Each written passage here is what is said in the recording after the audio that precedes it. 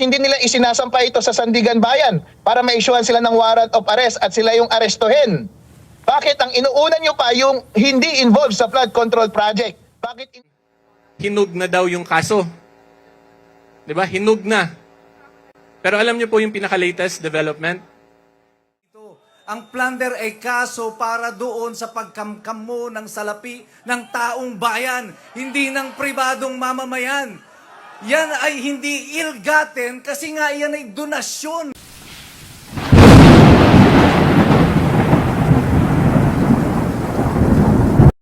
Una, dun sa plunder,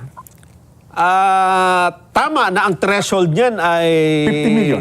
50 million. Yes, apo. So, yung 75 million na nakuha ni Senador Marcoleta, Na donasyon, pasok nga. Ha? Oh. Kung yun lang ang pag-uusapan. Pero,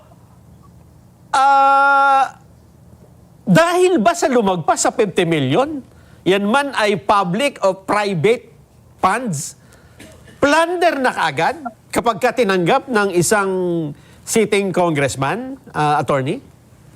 Ay, hindi po. Relevant lamang ang threshold kapag meron kang tine-threshold.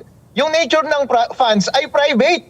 Kapag plunder po, pandarambong, yan po ay pagkamkam ng kaban ng bayan. Private funds po yung ibinigay sa kanya. And besides, kapag plunder po, ang gravamen niyan ay in consideration of office. Yun. Dahil sa iyong public office. Nung ibinigay po ba yung pera sa kanya dahil po ba sa kanyang public office? Hindi po. Dahil po siya ay magiging kandidato sa susunod na eleksyon. Kahit isang private na tao, pwede siyang maging kandidato sa susunod na eleksyon. As a matter of fact, pinawalang sala siya ng COMELEC dahil hindi nga siya candidate technically at that time. Therefore, ibinigay lamang ng mga kaibigan niya yung pera sa kanya because of his future candidacy. Halimbawa, ako po, kapag ako ay tatakbo, nung tumatakbo po ako bilang vice mayor, meron naman pong nagbibigay sa akin ng pera. Meron nagbibigay sa akin ng something of pecuniary interest. Halimbawa, linilibre ako ng aking mga kaibigan. Aha. Yun po ba ay galing sa kaban ng bayan? Hindi po. Yun po ba ay by reason ng aking office? Ngayon po, kapag linilibre ako ng nanay ko, is it by reason of my public office? Hindi po, dahil love lamang nila ako. Kapag hindi by reason ng aking public office, kapag may other consideration, hindi po yan pasok sa plunder. Ganon din po ang nangyari kay Senator Marcoleta. Kahit sitting congressman siya at that time, yung pagbigay sa kanya ng pera ay hindi by reason of his being a congressman at that time. Dahil magiging future candidate lamang siya ng eleksyon. Pwede siyang tumanggap ng pera mula sa mga kaibigan. Hindi rin yun pasok sa election offense dahil nga hindi pa siya kandidato at that time. Every time po, pwedeng tumanggap at magbigay ng pera at donasyon ang kahit na sino mang tao. Kapag hindi involving ang iyong public office, hindi yun po pasok sa plunder. Lalo na nung isang nagpapakilalang attorney Palsis, ay hindi, balik ka dyan, attorney. Kahit private fund yan, plunder yan, natatandaan mo yung kaso ni ERAP? Oh, Wetting money, ano money. yun ha? Yun ay private funds. Oo. Pero nakasuhan si ERAP, guilty pa nga eh. Oo. Wetting money yan, attorney. Ay hindi po kasi po hindi by reason ng office yung pagtanggap niya ng pera. Tandaan po natin, kapag ang elemento ng pagpapayaman mo ay ginamit mo ang iyong opisina, ang iyong pagiging congressman, doon ka nagnanakaw ng interes ng taong bayan. Si ERAP po, nung tumanggap siya ng pera, hindi natin alam kung na-convict ba siya sa plunder o hindi.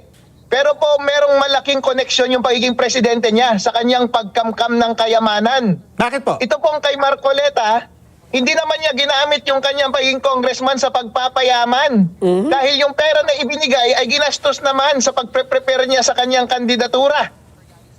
So wala pong pagpapayaman doon. Yung wetting money, para protektahan niya yung illegal na gambling sa panahon ni ERAP. Parang Opo, ginamit kasi ni po ERAP. merong Yung opisina.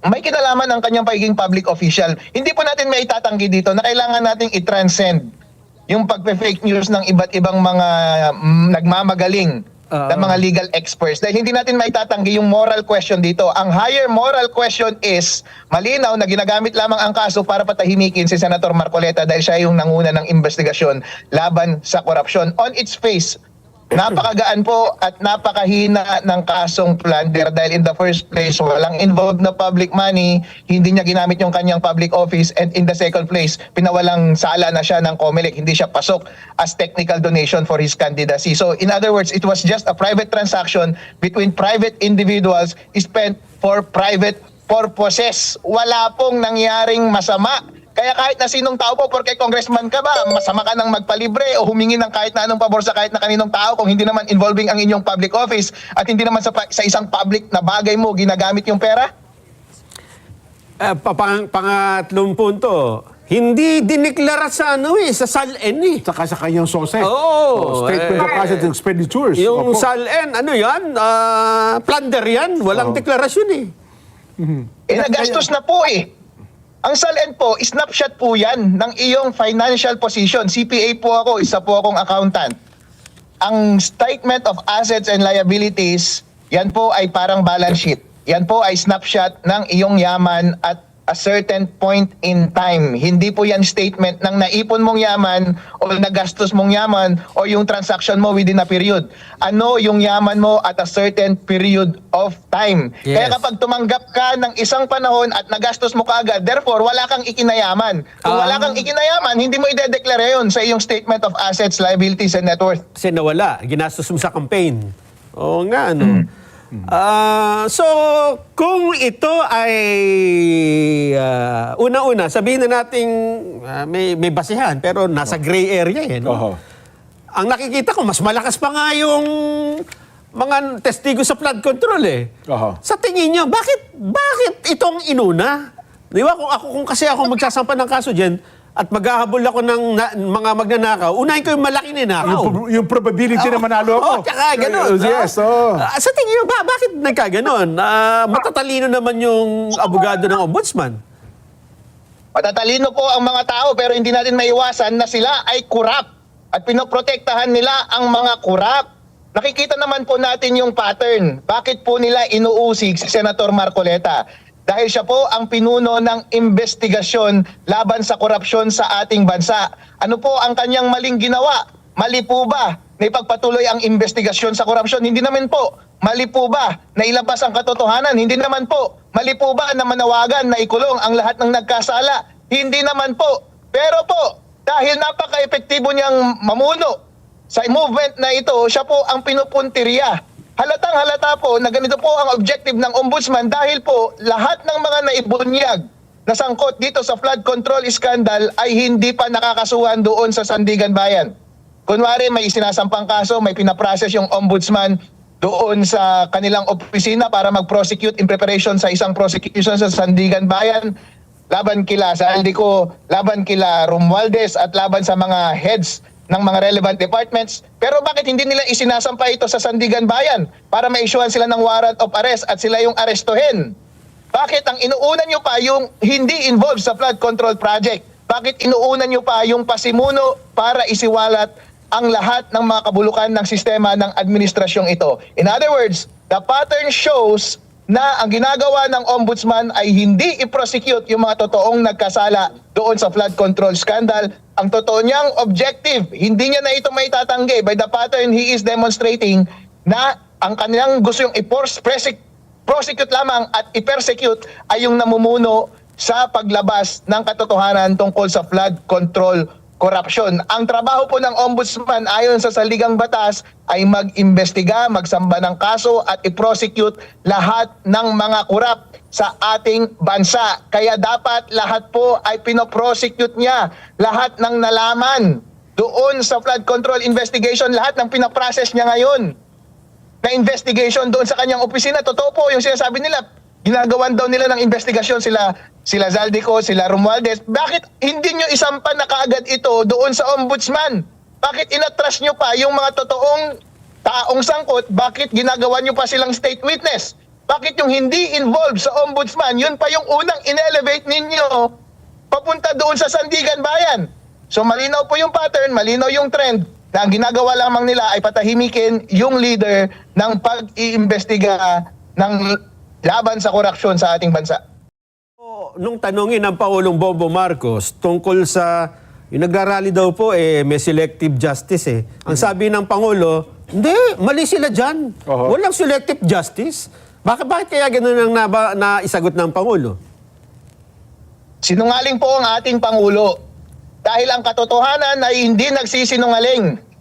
Ang totoo po niyan ay ang hustisya, ang panawagan ng hustisya at ng taong bayan ay panagutin ang lahat ng nagkasala dito sa flood control scandal. Umamin na po si Zaldico. Umamin na po si Romualdez. Umamin na rin yung mga bodyguards ni Zaldico. Lahat ng ebidensya po ay overwhelming. Lahat po ng kaso ay nandoon na raw sa ombudsman. Ang justice na totoo ay unahin nyo na silang kasuhan at i-elevate nyo na po sa Sandigan Bayan para maaresto na sila at umandar na po yung kaso. At ipagpatuloy nyo po yung flood control investigation sana under the leadership ni Marcoleta before. Pero hindi nyo po yun ginagawa. Ano po ang ginawa ninyo? Yung pinuno po ng investigasyon laban sa korupsyon, siya pa ang kinasuhan ninyo ng isang bagay na non-bailable na hindi involved doon sa flood control quandary. So hindi po natin maitatanggi ngayon na iniipit lamang siya. Plunder pa ang ginawa ninyo, non-bailable. Hindi po yan basta kapag naaresto po siya, ilang taon po siya mabubulok doon bago pa siya mailabas sa kulungan. Yan po ay effectively magpapatahimik kay Senator Marcoleta. Kapag yung leader po ng oposisyon, siya pa ang kinasuhan ninyo, pero yung mga totoong nagkasala under the administration o naging kakampi ng administration, hindi ninyo kinakasuhan. Yan po ba ay selective justice o hindi? Hindi mo po may tatanggi ang katotohanan, selective justice po yan. Nagsisinungaling po si BBM nung kanyang itinatanggi na walang selective justice sa ilalim ng kanyang administrasyon. At ang selective justice ay injustice, attorney, di po ba? O tama po yan. Dapat po ang application ng batas ay pare-pareho sa lahat. Alam na po natin yan throughout history na lahat ng nangungunang nananagot ay sila po dapat ang pinapanagot at ikinukulong at kinakasuhan. Kung ang inuusig mo pa ay yung mga nangungunang lumalaban sa korupsyon, ayan po talaga ay injustice. Hindi lang nakakainis, nakakagalit. At lahat ng pinakamataas na level ng galit ay nasa puso ko na hindi ko na may explain ngayon. Kaya hindi po talaga pwede na arestuin nila si Senator Marcoleta. So yung lecture po natin for this afternoon is very simple and straightforward. It is Article 2 of the 1987 Constitution. To be specific, Section 1, pinakaunang section po ng Article 2. Meron ba kayong Constitution dyan?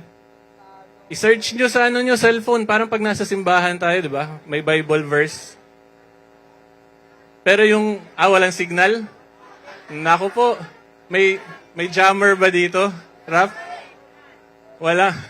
Sige po, Section 1, Article 2 of the 1987 Constitution, ang nakalagay po dyan, the Philippines is a democratic state. Yan yung una muna nating lecture, democratic aspect. Naintindihan niyo po ba yung ibig sabihin ng democratic? Demokrasya. O ano ibig sabihin nun? Yes, sagot ninyo eh. Ha? Malaya? So, ibig sabihin po ng democracy talaga, malaya tayo regardless of whether or not we are sa majority, sa minority, sa opposition, pwede tayo magsalita at protected po yung mga karapatan natin. Okay? So, yan po yung simplest way to explain what we call political democracy. In a democracy, yung pinaka-basic po dyan, wala pong question tayo dito, majority po yung panalo.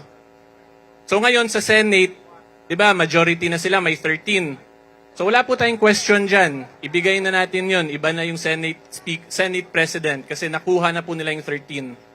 Tapos yung kabilang side naman po niyan, yung minority, ang goal po ng minority, or dapat po gawin ng majority sa minority, respetuhin yung karapatan po nila. Kahit po konti sila, kahit konti tayo, minority ba tayo? Or opposition? Pero for discussion purposes, sabihin po natin minority tayo ngayong hapon. Kung minority po tayo, dapat respetuhin tayo nung majority. Hindi dapat inaapak-apakan yung karapatan natin. Hindi dapat may selective justice. At hindi dapat na pag sila yung gumawa, tama, pero tayo mali. Hindi dapat ganun. 'Di ba? So in simple terms po, yung minority, we should be given the right to fully participate in the democratic process. So ngayon, pag titingnan po natin yung mga senators, ano po yung obvious or napapansin ninyo sa mga senators nating minority? O sige po, open po muna tayo ng payong kasi may blessing from the skies para po hindi kayo magkasakit. Okay, so going back po to the discussion natin, kung titingnan po natin yung Senado ngayon, yung minority, yung opposition, ano po yung common denominator sa kanilang lahat? Puro may kaso. 'Di ba? Halos lahat na lang may kaso. At ngayon nga po, 'di ba, si Senator Marcoleta kakasuhan daw po ng plunder. So yun yung common denominator pag minority. So ano po ba yung possible na pwede nating itawag sa ganyang situation na yung minority lang lahat may kaso, pero yung majority wala? Bendalo? Aside from Bendalo po, we can call that as political persecution. Kasi kung titingnan lang natin, di ba, minority lahat, ubos ng kaso, majority ang babait. Ang galing naman. Mga good boy, Judayang majority. Motoo mo, good boy majority tanan? O, di ba? So, pag ganyan po, na nagkakaroon ng political persecution, pinapatahimik, sinasilence, inaapakan yung minority, ang posible pong consequence kasi niyan, mawawala ngayon yung opposition sa demokrasya, yung minority. So, pag nawala po yung opposition sa demokrasya, ano po ang epekto? Hindi na po tayo democratic country niyan. Kasi wala nang nakakapengol sa kanila wala nang nakakasalita. Alam nyo ano po yung mangyayari sa Pilipinas pag walang minority or opposition? We will become an authoritarian government. Naintindihan po ninyo yun? Kung hindi nyo maintindihan, in simple terms, magiging dictatorship po yung Pilipinas pag walang minority, walang opposition. So, pag dictatorship po tayo, papayag po ba kayo nun? Hindi po talaga dapat tayo pumayag kasi that is unconstitutional, illegal po yan. Kasi ang nakalagay po sa Section 1 of Article 2, the Philippines is a democratic state. Hindi po nilagay doon the Philippines is an authoritarian or dictatorship state. Kaya hindi po dapat pinipolitically persecute, inaapakan, sinasilence yung opposition senators, including your beloved Senator, Senator Dante Marcoleta. Hindi po dapat ganun yun. Kung gusto po ng majority matalo yung minority, they should do it in the constitutionally allowed ways, which is via election process. Di ba, panahon po nila PRRD, ano nangyari nung 2019 election, if I'm not mistaken? Di ba yung opposition senator nun, diretso, ano yun? Diretso saan sila nga nun? O, diretso Inedoro. Pero dinaan po nung group nila PRRD via the electoral process. Hindi nila kinasuhan ng kinasuhan, hindi po nagkaroon ng political persecution. Parang hindi nyo naman naintindihan bata. Diba? So, yan po yung first aspect ng Republika na. And gusto ko po talaga sana ma-instill yun sa inyo kasi yung Constitution natin, yan po yung nagpapatakbo talaga ng Republika ng Pilipinas. That is the very foundation of a country. So kung wala yung Constitution natin, edi yung naghari-harian na lang yung mga tao. Hindi po pwede yun, di ba?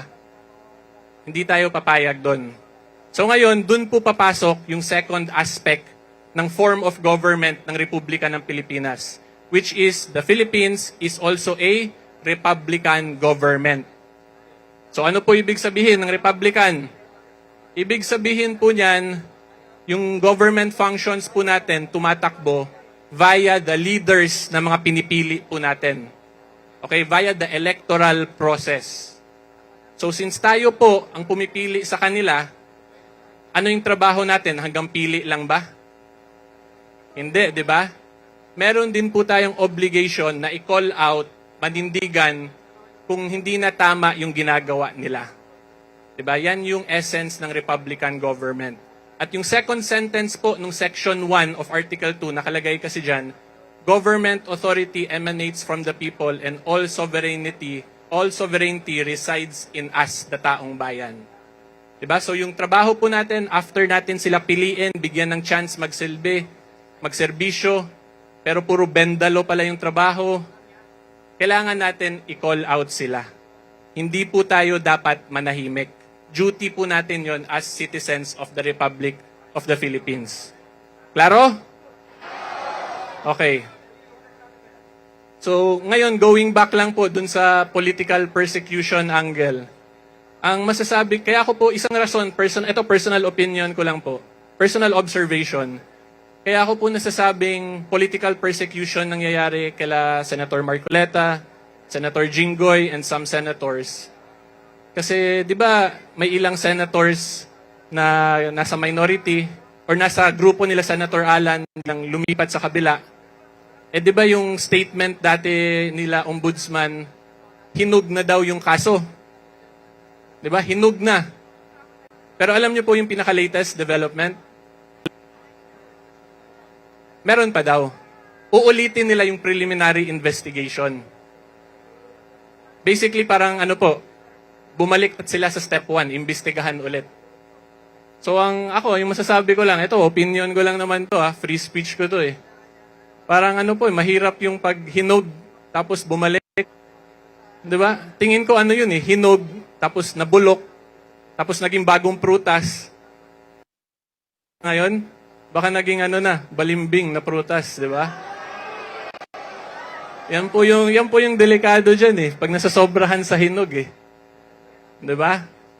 So, biglang yun, tumahimik, napunta na sa majority, biglang ulit yung preliminary investigation. So, yan yung isang reason, kaya yung observation ko lang po as a ordinary member, parehas naman po tayo. Ako po, hindi ako politiko Hindi ako politiko, wala po ako sa government. I am simply a private citizen, katulad po ninyo, na gusto lang magsalita.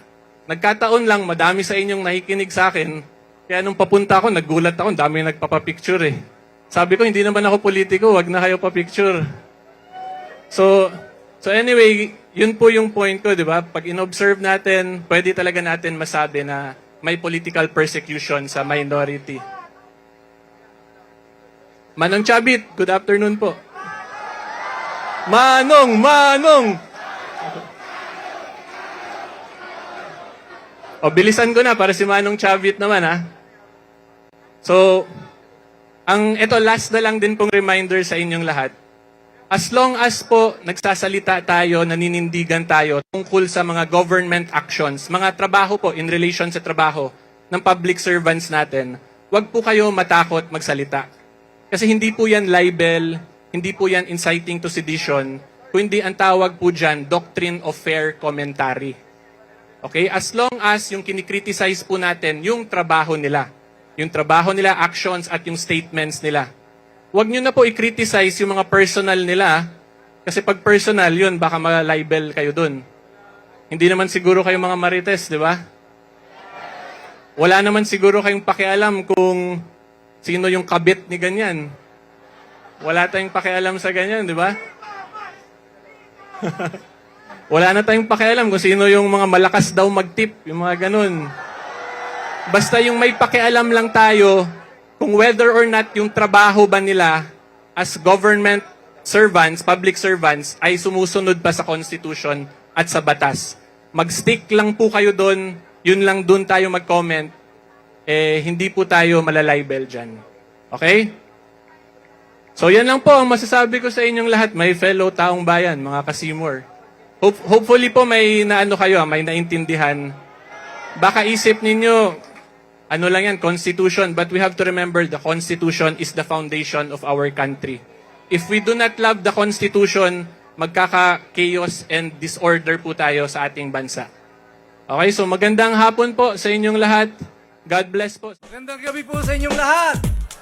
Sa mga kapatid natin sa INC, lahat ng taga-suporta ni Senator Marcoleta at sa lahat ng iskumbro ng Pilipinas, isang pinagpalang gabi sa ating lahat. Sabi nila, may kaso daw ng plunder, kakasuhan daw ng plunder si Senator Marcoleta. malinaw ang batas. Malinaw ang batas. Alam nila yan. Alam ng mga abogado lahat ng Pilipinas. Walang kaso ng plunder dito dahil unang-una, hindi public funds ang pinag-uusapan dito. Ang plunder ay kaso para doon sa pagkamkam mo ng salapi ng taong bayan, hindi ng pribadong mamamayan. Yan ay hindi ill-gotten kasi nga yan ay donasyon. Ginastos yan para sa eleksyon. Walang matitira kay Senator Marcoleta dyan dahil inubos yan. Pero ito patuloy na ginigipit tayong lahat, pati ang ating mga kapatiran, lalo na si Senator Marcoleta, dahil sa ano? Dahil siya ay tumitindig sa katwiran. Ang tingin nila sa inyo, maliit lang kayo. Tayong lahat, kayang-kaya nilang durugin. Meron akong ikukwento sa inyo. Sa isa daw kabundukan, dumating ang balita, sabi babagsak na ang langit. At merong isang ibon, ang pangalan niya Rodante. At umikot si Rodante doon sa buong bundok, sa buong kagubatan at sinabihan niya lahat, magsipagtago kayo, babagsak na ang langit. At nung nasabihan niya na lahat, humiga sa lupa si Rodante at itinutok ang kanyang mga paa sa langit. At nadaanan siya ng usa. At sabi ng usa, sabi mo babagsak ang langit? Sabi niya, oo. Eh bakit nakahiga ka dyan? Sabi niya, sasaluhin ko ang langit. Sabi niya, sira ka ba? Madudurog ka pag sinalo mo ang langit. Ang sabi ni Rodante, alam ko, pero gagawin ko ang lahat ng aking magagawa. Ang tingin nila sa inyo, mga pipit lang kayo. Maliliit tayong lahat. INC lang ikayan. Mga Duterte supporters lang yan. Mga supporters lang yan ni Rodante Marcoleta. Kaya nating durugin yan. Babagsakan sila ng langit sa kapangyarihan ng mga nasa Malacanang, ng ombudsman, ng DOJ, ng kapulisan, ng kasundulahan. Ginagamit nila yan sa atin. Yun ang panakot sa atin. Babagsakan tayo daw ng langit. Pero ang sabi natin, kagaya ni Rodante, yung maliit na ibon, ibagsak nyo na ang langit, pero pipigilan namin kayo. Susubukan namin ang lahat ng aming magagawa. Noong 1896, sumigaw ang ating mga katipunero sa pamumuno ni Andres Bonifacio. Pinunit niya ang sedula. Ngayon, magpupunit tayo ng warrant of arrest.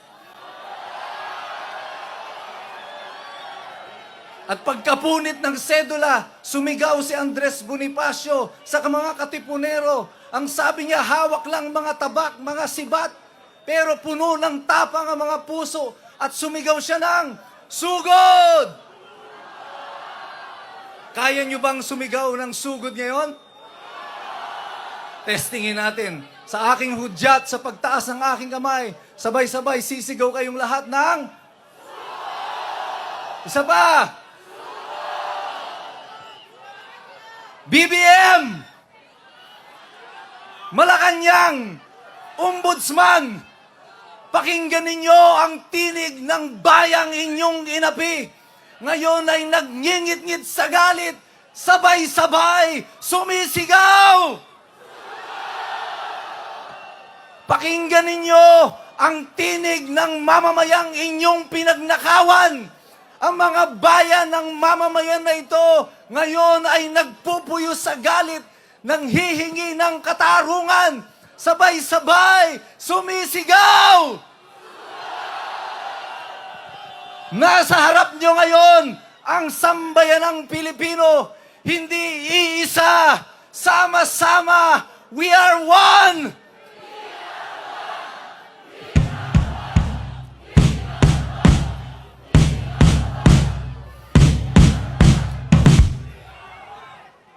Bago matapos ang ating mga pagtitipon na ito hanggang sa mga susunod pang araw, dadagundong sa taenga ng mga nasa kapangyarihan ang tinig ng mga tao sa araw na ito. Gusto ko hindi sila makatulog. Mapanaginipan nila ito gabi-gabi. Hanggang Canada, maririnig ni BBM ang boses ng mamamayan. Sabay-sabay, sugod! Sugod! Sugod! Magandang gabi po sa inyong lahat.